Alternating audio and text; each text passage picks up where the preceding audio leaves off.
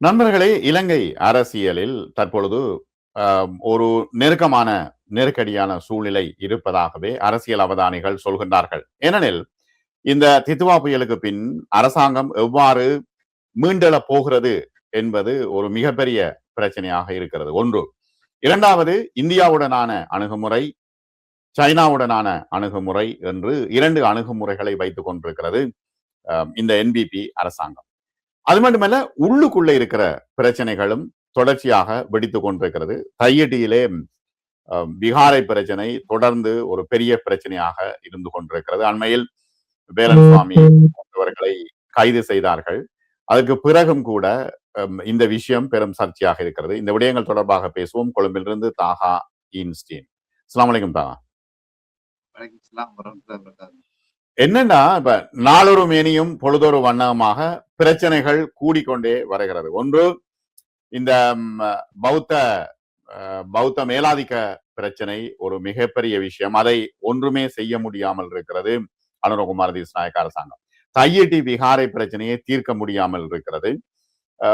மற்றும் இந்த தித்வா புயலினால் மிகப்பெரிய நெருக்கடியை அரசாங்கம் சந்தித்திருக்கிறது. கொழும்பில் மாநகர சபையில் தோல்வி அடைந்திருக்கிறது.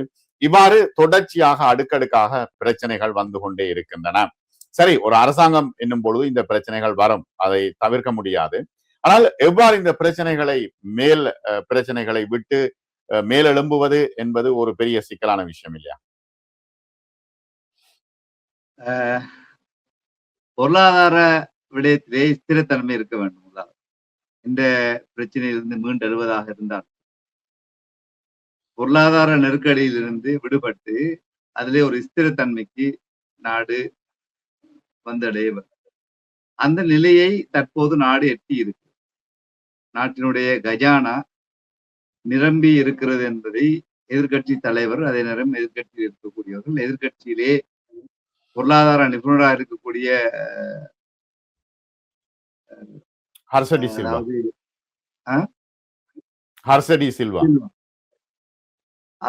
அவரே அதை மெய் செலுக்கும் அளவுக்கு மெச்சி சிலாகித்து கூறியிருக்கிறார். பார்லமெண்ட்ல அவர் கூறியிருக்கிறார். எனவே நாடு பொருளாதார நிலையிலே ஒரு அளவு ஸ்திரத்தன்மைக்கு வந்திருக்கின்றது. இந்த சந்தர்ப்பத்திலே தான் இந்த புயல் ஏற்பட்டது.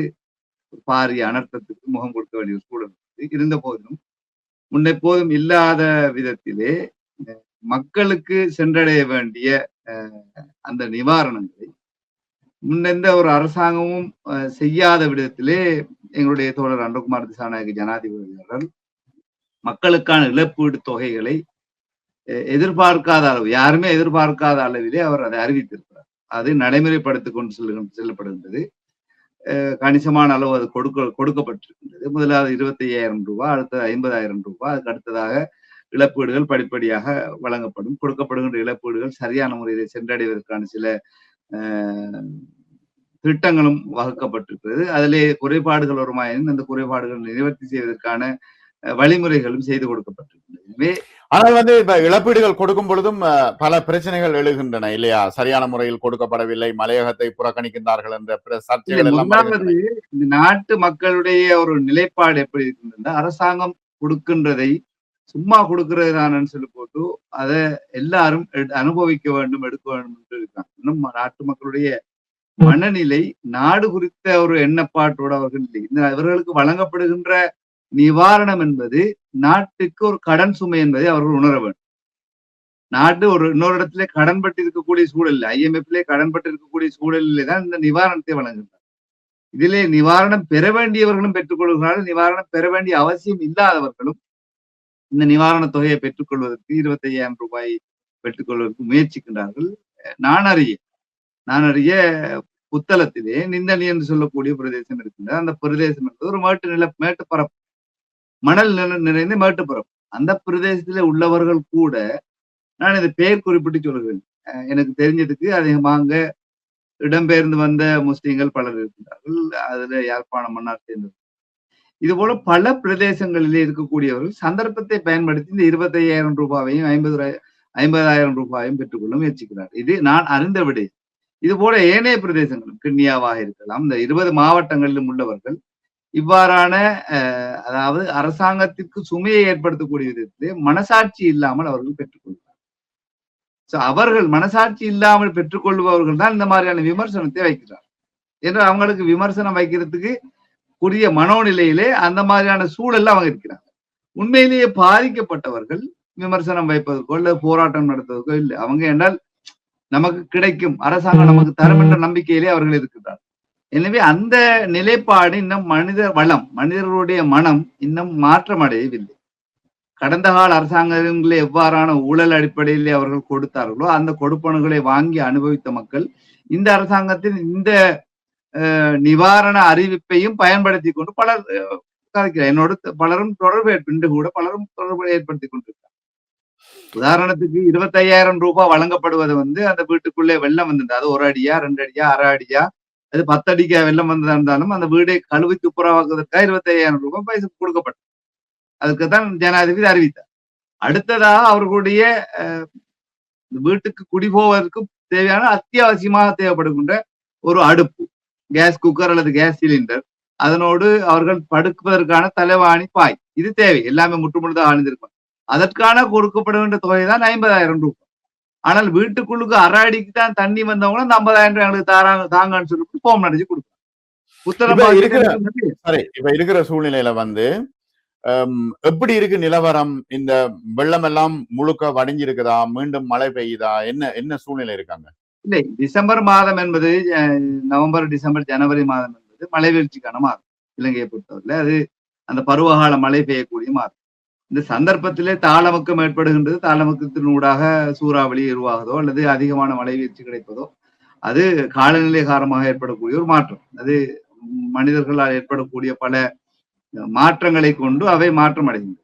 சோ இந்த சந்தர்ப்பத்திலே இந்த மாதத்திற்குரிய மழை வீழ்ச்சி பெற்றுக்கொண்டுதான் இருக்கிறாங்க. இந்த மாதத்திலே ஒரு கிட்டத்தட்ட 2 வருடத்திற்கான மழை வீழ்ச்சியை கடந்த ரிக்வா புயலின் சந்தர்ப்பத்தின் போது மழை வீழ்ச்சி கிடைக்கிறது. அந்த காரணத்தினால்தான் நீர்த்தேக்கங்கள் நிறைந்து வந்து நீர்த்தேக்கங்களுடைய வான்கதவுகள் திறக்கப்பட வேண்டிய சூழல் ஏற்பட்டது. வெள்ளம் அதிகமாக வெள்ளம் ஏற்பட்டதும் அதே நேரம் மண் சரிவுகள் ஏற்பட்டதுக்கான காரணம் அதுதான்.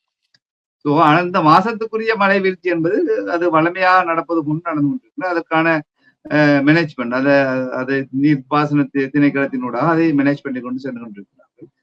அதில் மாற்றமில்லை. ஆனால் சில பகுதிகளிலே அளவுக்கு அதிகமான மழை வீழ்ச்சி பெறப்படுகின்றது. கிழக்கு மாகாண வட மாகாணங்களிலே அளவுக்கு அதிகமான மழை வீழ்ச்சியிலும் பெறப்பட்டதாக தகவல்கள் கிடைக்கின்றது. இந்த மாதம் என்பது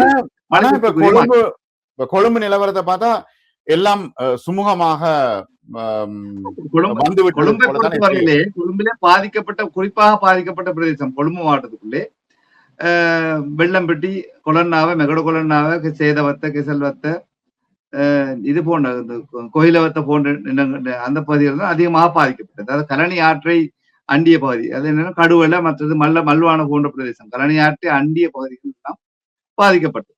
எனவே அது நீர் வடிந்தோடு, கலனி ஆற்றிலே நீர் அவசரமாக வடிந்தோடி கடலுக்கு சென்றடைந்த பின் இந்த தங்கியிருந்த 3-4 நாட்களுக்குள்ளே அந்த நீர் அனைத்துமே அந்த பிரதேசங்கள்ல இருந்து தாண்டிட்டு. ஆனால் அந்த பிரதேசங்கள்ல எதிர்பார்க்காத அளவு 12 அடி 20 அடிக்கு அங்கு நீர் மட்டம் உயர்ந்தது.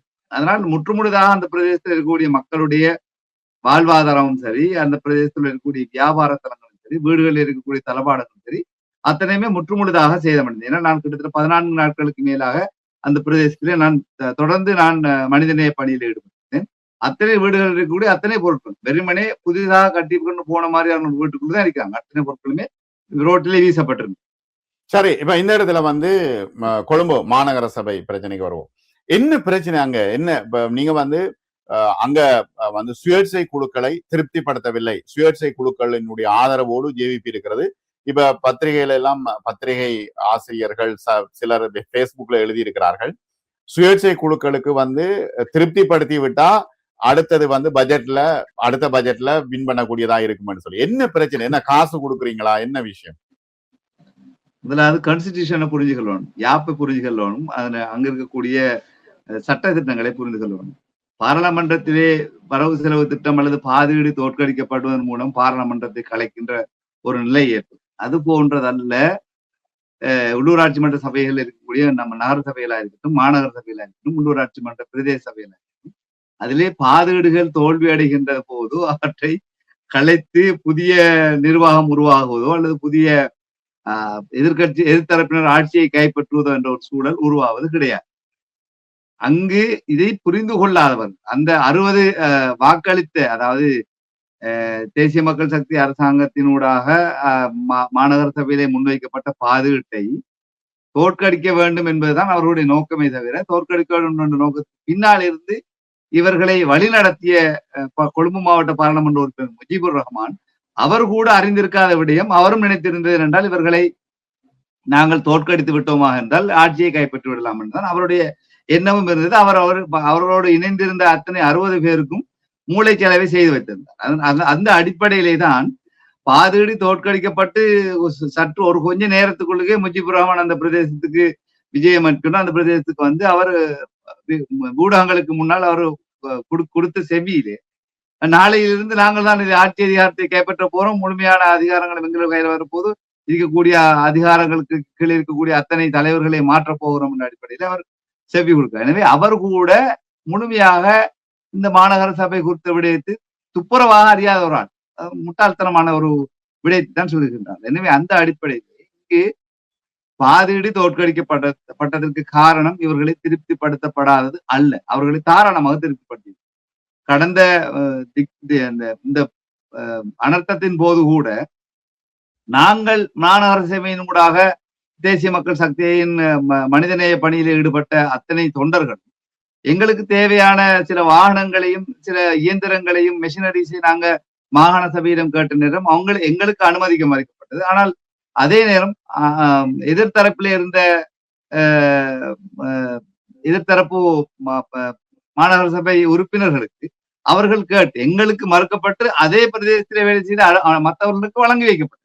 எனவே அவர்களை தாராளமாக கவனித்தார். ஆனால் இவர்கள் இந்த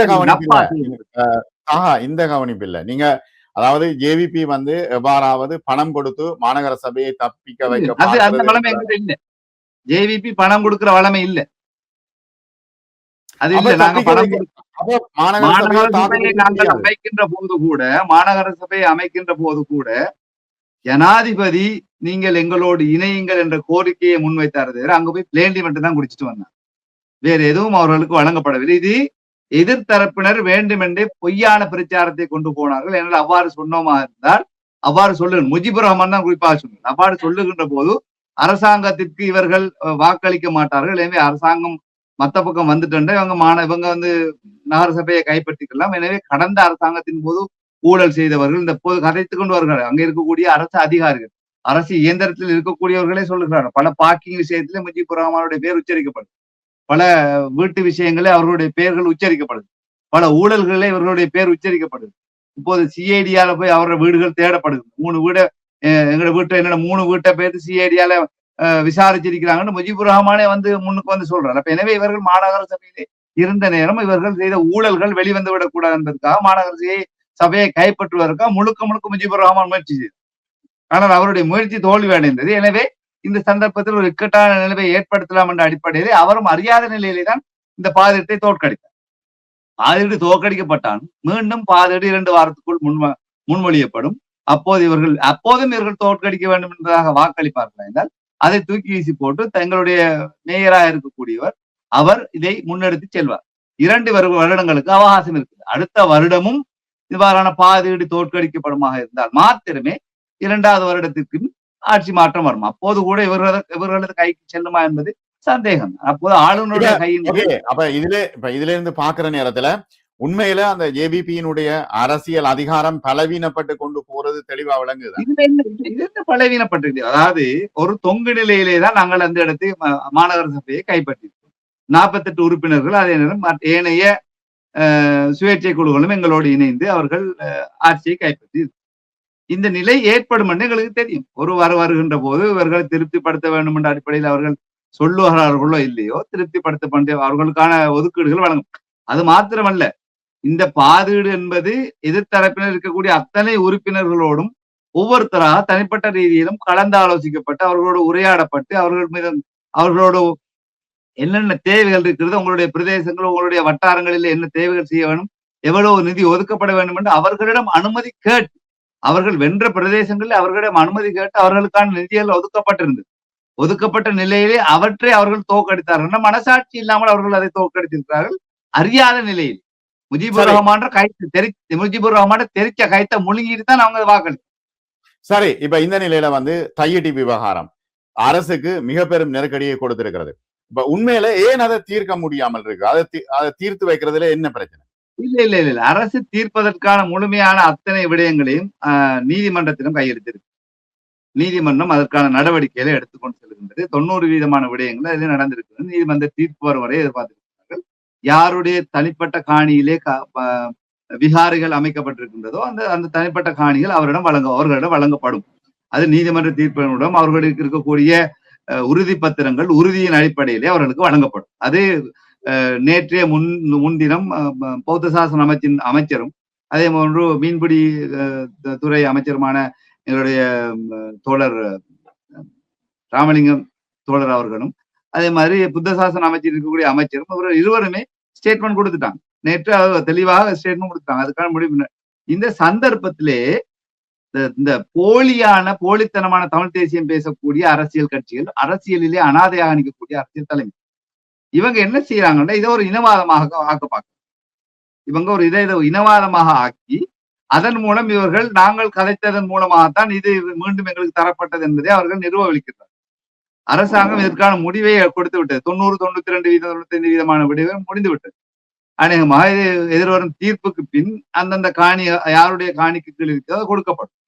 அந்த காணி திரும்ப விற்கப்படுகிறதா அல்லது அதற்கான பெறுமதிகள் வழங்கப்படுகிறதா, திரும்ப அதை பன்சலை அந்த நிர்வாகத்துக்கு இவர்கள் விற்கின்றார்களா என்பது தனிப்பட்ட காணி உரிமையாளர்களுக்கும் இந்த நிர்வாகத்துக்கும் இடையிலே பேச்சுவார்த்தை அடிப்படையில் அது நடைபெறும்.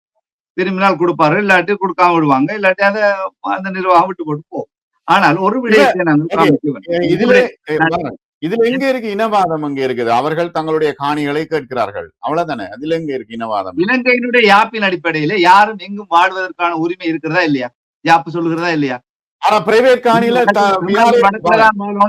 தமிழர்கள் வடக்குல தான் வாழணும், முஸ்லீம்கள் கிழக்குல தான் வாழணும், சிங்களவர் தெற்குல தான் வாழணும் சட்டம் போடவில்லையே. அரச காணியில கட்டினா அது வேற ஒரு விஷயம். இது பிரைவேட் காணியில கட்டினா அது பிரச்சனைக்குரிய விஷயம். அது பிழை. அதற்கான தீர்ப்பை சட்டம் வழங்குகிறது, நீதிமன்றம் வழங்கும். அது வரைக்கும் பொறுத்திருங்க. இவங்க அவசரம். அதாவது இந்த அரசாங்கத்தினூடாக தைத்தி விஹாரை என்பது நீண்ட காலத்துக்கு முன் மஹிந்த ராஜபக்சே காலத்திலிருந்து அது அமைக்கப்பட்டது, நிறுவப்பட்டது, கட்டப்பட்ட விடயம்.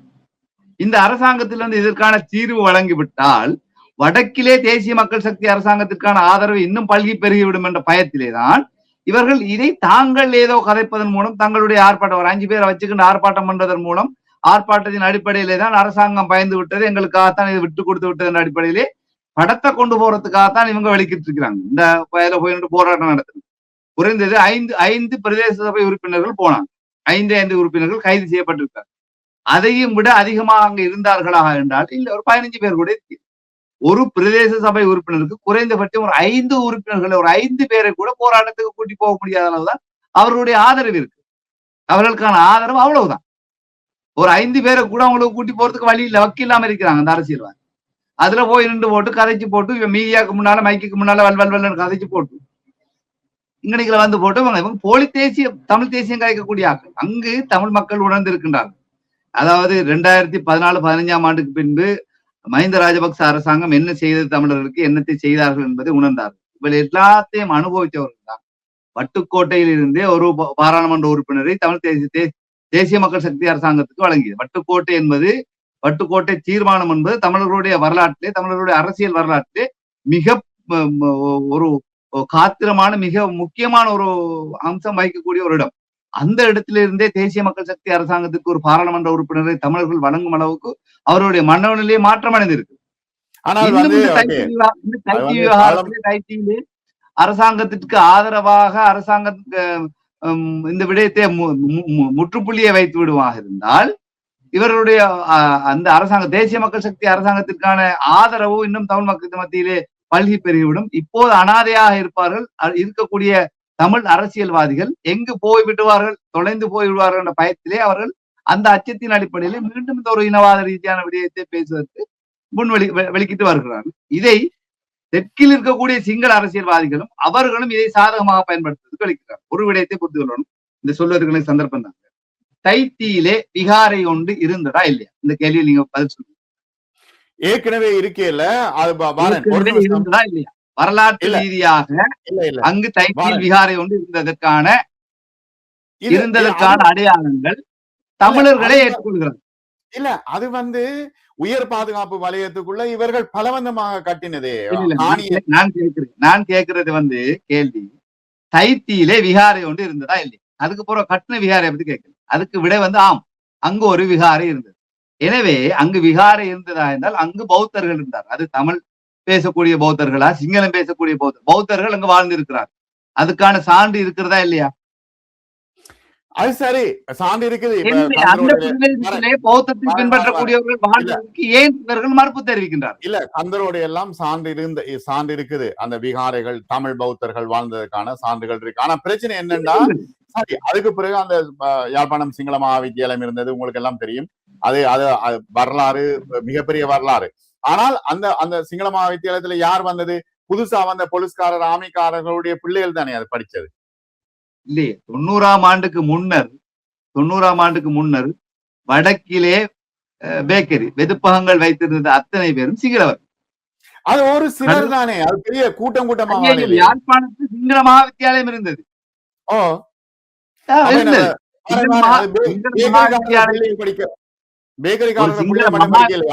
பாடசாலை அல்ல, சிங்கள மகாவித்தியாலயம் ஒன்று இருக்கின்றது என்றால் மகாவித்தியாலயம் ஒன்று என்பது எத்தனை மாணவர்களை கொண்டிருக்க வேண்டும் மகாவித்தியாலயத்திலே? அந்த அளவு தூரம் சிங்கள மக்கள் அங்கு வாழ்ந்திருக்கிறார்களா இல்லையா? 83ஆம் ஆண்டு கலவரத்தின் அடிப்படையிலே தமிழர்கள் விரட்டப்பட்டார்கள், தமிழருக்கு அநீதி இழைக்கப்பட்டது. அந்த சந்தர்ப்பத்தில் அங்க வாழ முடியாத சிங்களர்கள் இடம்பெயர்ந்தார்கள், அங்கிருந்து வெளியே வந்தார்கள். ஆனால் அந்த நேரத்தில் தமிழர்கள் சிங்களர்கள் அங்கு வாழ்ந்திருக்கிறார். அங்கேயும் நாகவிகாரை இருக்கிறது. அதே மாதிரி ஆரியோளத்து சந்தியில பன்சிலை இருக்கிறது. அதிலே பிரபாகரன் கை வைக்கவும் இல்லை, உடைக்கவும் இல்லை. புலிகள் அதை உடைக்கவும் இல்லை, ஒண்ணு செய்ய. பிரபாகரனே அந்த விகாரைகளை கை வைக்காமல், மத தலங்களில கை வைக்காமல் அனுமதித்து. இவங்க ஏன் தடுமாறுறாங்க?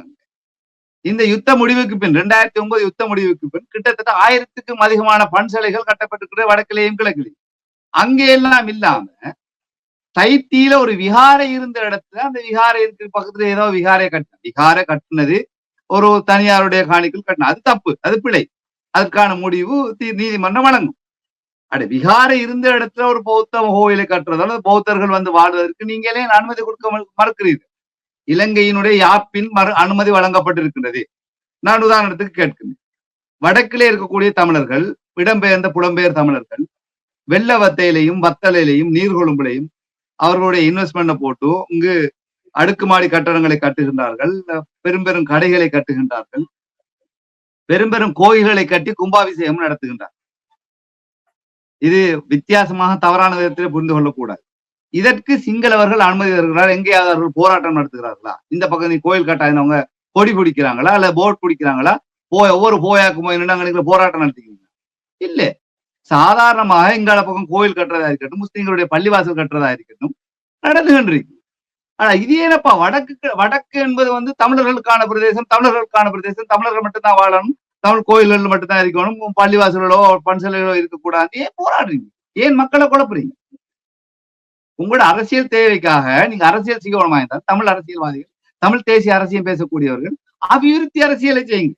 அரசாங்கத்தோட சண்டை பிடிங்க. எனக்கு ஃபேக்டரியை கொண்டா, எனக்கு இந்த மக்களுக்கு தொழில் வாய்ப்புகளை ஏற்படுத்தக்கூடிய தொழிற்பேட்டைகளை கொண்டு வா, தொழிற்பேட்டையில கொண்டு இங்க பொது கட்டணங்களுக்கு நிறுவுங்க, விளையாட்டு மைதானங்களை கட்டு, ஒன்று காஞ்சி விளையாட்டு மைதானம் கட்டு, இவங்களை நல்ல பகுதியில கொண்டு வரதுக்கு நல்ல கல்விமான்களை உருவாக்கணும், புதிய பாடசாலை கட்டு, பாடசாலைக்கான அபிவிருத்தியை கொண்டு வந்தா, பாடசாலைக்கான கட்டடங்களை தான், அதுக்கான பௌதிக வளங்களை தாண்டி நீங்க அவனோட போய் சண்டையை பிடிச்சி நீங்க வாங்காரு அபிவிருத்தி அரசியலை செய்யுங்க. இந்த இனவாத அரசியலுக்குள்ளுக்கு போறீங்க, தோத்து போயிட்டீங்க. இனவாத அரசியல் தமிழ் தேசியம் பேசக்கூடிய தமிழ் அரசியல்வாதிகள் இனவாத அரசியல் செய்து தோத்து விட்டார். அதனால் உருவாக்கப்பட்ட போராட்டம். ஒரு துரையப்பாவை சுட்டாது யார்? பிரபாகரன். எந்த வயதிலே சுட்டார்? 16 வயதிலே. அவர் 16 வயதிலே சிந்திக்கக்கூடிய வயதிலேயே இருந்தார். துப்பாக்கியை கொடுத்து போய் சுடண்டார். யார தேவைக்காக சுட்டார்? சுடப்பட்ட துப்பாக்கியை புனிதமாக்குவதற்காக தமிழ் தேசியம் பேசிக் கொண்டார்கள். தமிழ் ஈழமன்ற வழியில கடைசி கொண்டு பல தமிழ் இளைஞர்களும் யுவதிகளும் அநியாயமாக கொண்டு குவிக்கப்பட்டார்கள், அநியாயமாக கொல்லப்பட்டார்கள், இனப்படுகொலை இடம்பெற்றது. யார் காரணம்? இந்த அரசியல்வாதி. அவர்கள் அரசியல் தலைமைத்துவத்தை தக்க வைத்துக் கொள்வதற்காக இவ்வாறான அநியாயமான முறையில் மக்களுடைய உணர்வுகளோடு விளையாடுகின்றார். அபிவிருத்தி அரசியலை பேசுகின்றார். என்ன பிரச்சனை? வரலாறு அஸ்ரப் இருந்த காலத்திலே வரலாறு நெடுகிலும் சிங்கள இனவாதிகளால் தமிழர்கள் தொடர்ச்சியாக பாதிக்கப்பட்டிருக்கிறார்கள். எல்லா விஷயத்திலையும் பாதிக்கப்பட்டிருக்கிறார்கள். அதற்கு பிறகுதானே தமிழ் ஈழம் என்ற ஒரு விஷயம் வந்தது. சரி, எந்த காலத்துல ஆரம்பிக்குது? தந்தை செல்வாவுடைய காலத்துல இருந்து ஆரம்பிக்குது. வெப்பமா தந்தை செல்வாவும் பண்டாரநாயக்கம் யார்? இவர் இந்துவா? பண்டாரநாயக்க பௌத்தரா? இருவருமே கிறிஸ்தவர். 2 பேரும் கிறிஸ்தவங்க. யாருக்காக எப்படி போராடுறாங்க? எங்க முடிஞ்சது? அடிப்படையை யோசிச்சு பாருங்க பாப்போம். என்ன தேவைக்காக இவர்கள் போராட்டத்தை உருவாக்கினார்? அவங்களோட அரசியல் தேவை, அவங்களோட அரசியல் தலைமைத்துவத்தை அவங்க வச்சுக்கணும். அதுக்காகத்தான் இவங்க இந்த மாதிரியான மக்கள் மத்தியிலே தேவையற்ற இல்லாத ஒரு விஷயத்தை ஒரு நாடு என்ற அடிப்படையிலே நாங்கள் இருந்திருப்போமா என்றால் இன்று சிங்கப்பூர் எங்கேயோ போயிருக்கு. சிங்கப்பூரை விட பல மடங்கு நாங்கள் இந்த நாட்டினுடைய வளங்களை வைத்து நாங்கள் முன்னுக்கு போயிருக்கோம். அத்தனை வளங்களையும் கொண்ட ஒரு அழகான நாடு சிங்கப்பூரை போல பல மடங்கு பின்னடைவில் இருக்கு. சிங்கப்பூர் ஒன்றுமே இல்லை, வெறும் களிமண் தரேன். அது எந்த அளவு தூரம் போயிருக்கு? ஒரு காலத்துல சிங்கப்பூர் இலங்கை மாதிரி வரணும்னு ஆசைப்பட்டாங்க. இன்றைக்கு நாம் ஆசைப்படுறதுக்கு கூட முடியாத ஒரு நிலைமையில போய் ஒரு திவாலான நாடாக இருக்கு. என்ன காரணம்? இங்க இனவாதம் பேசப்படுது. சிங்கப்பூர்ல பௌத்தர்கள் இல்லையா? இந்துக்கள் இல்லையா? முஸ்லீம்கள் இல்லையா? வாழவில்லையா? அவர்கள் புலம்பெயர் தேசத்திலே வைத்து யாரோ ஒருத்தர் சட்டத்துக்கு கீழே வாழக்கூடிய தமிழர்களுக்கு ஏன் இலங்கைக்குள்ள சிங்களவர்களுடைய இந்த விஷயத்தை அனுசரித்து வாழ முடியாது? அரசியல் தேவைக்காக அரசியல்வாதிகள் தமிழ் தேசியம், பொய்யான போலியான தமிழ் தேசியம் பேசித்தான் இவங்க கொண்டு வைத்து அங்க மக்களுக்கு அடகு வைக்கிறார்.